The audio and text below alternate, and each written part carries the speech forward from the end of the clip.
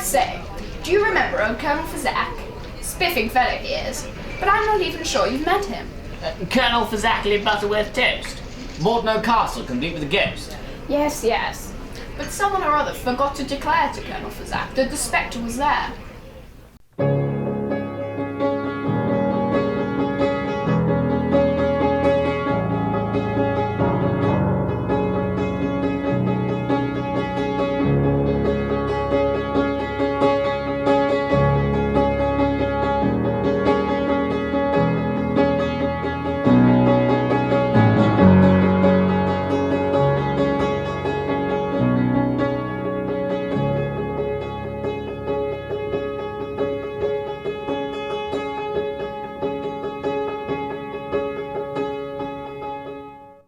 Well, as you can see, it's an absolutely lovely property. Oh yes, looks absolutely lovely from out here, but I'm sure there are a few odds and ends to fix up that you've kept carefully under your hat, Godfrey.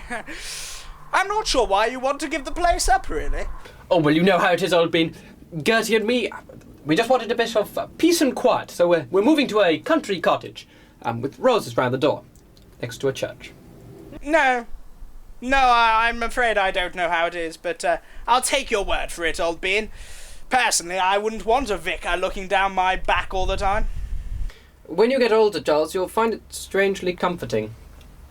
Pleasure seeing you, lad. I'm off. Are you sure you don't want to come in for a brandy? Oh, no, I'd love to, but I really must be off. Goodbye. On the very first evening, while waiting to dine, the Colonel was drinking a fine sherry wine, when all of a sudden, with a furious flash and a flare, the ghost came out of the chimney and shivered.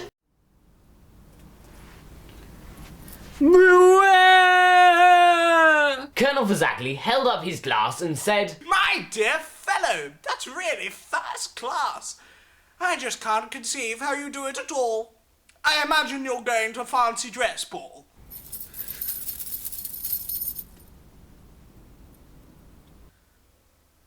What a peculiar fellow.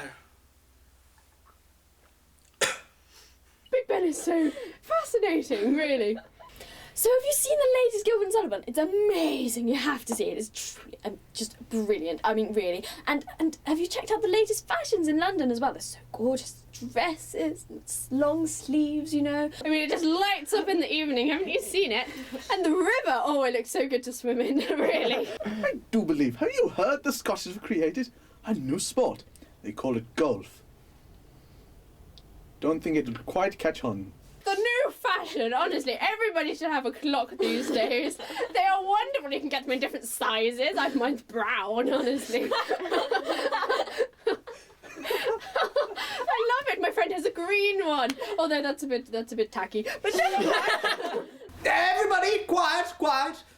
If I had a fork, I'd bang it against the side of this fantastic crystal glass, but unfortunately I don't have a fork, so oh good, you're all quiet. Brilliant. Okay. I have some news. As you all know, I've just moved.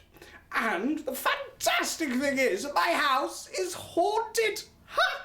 Well, Godfrey, get that one quiet. I mean, the ghost didn't come out during the viewings, and, well, that's probably why he got rid of the house in the first place. I mean, he probably couldn't cut it. Of course, my days in the army have taught me to deal with harder things than ghosts, because, of course, they're transient, aren't they? They're not physical, they're not part of this world, they're not solid. Ha! I've been shot in the leg, and that's taught me to deal with ghosts. So anyway, I was having this thought that we could have a housewarming party. How brilliant would that be? Yes, and I'll show you the ghost. It'd be fantastic. Yes, I'd absolutely love to, but I can't. I can't. I've just got to go. Sorry, love to. Goodbye. Absolutely marvellous, my fellow. You know, I used to do some magic tricks in my youth. Yeah, sleight of hand here and there. Yeah. Those were the good old days. At this, the dread ghost made a withering cry. said the Colonel. Now, just how you do it, I wish I could think. Won't you please sit and tell me? And please have a drink. The ghost in his phosphorus cloak gave a roar and floated about between ceiling and floor. He walked through a wall, returned through a pane, shot up the chimney and came down again, said the Colonel.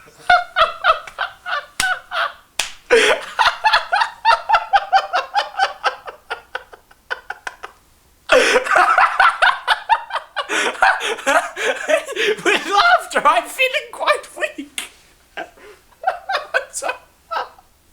As trickles of merriment ran down his cheek. My housewarming party, I hope you won't span.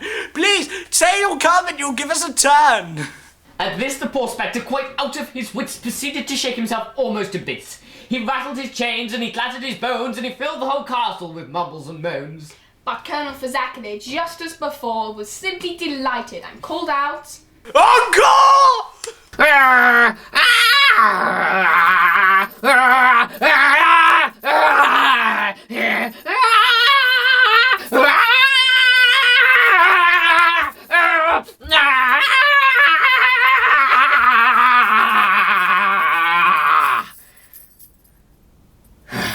at which the ghost vanished, his efforts in vain. Never to be seen at the castle again. Oh dear, what a pity. Said Colonel Fazak. I don't know his name, so I can't call him back. And then, with a smile that was hard to define, Colonel Fazakerly went in to dine.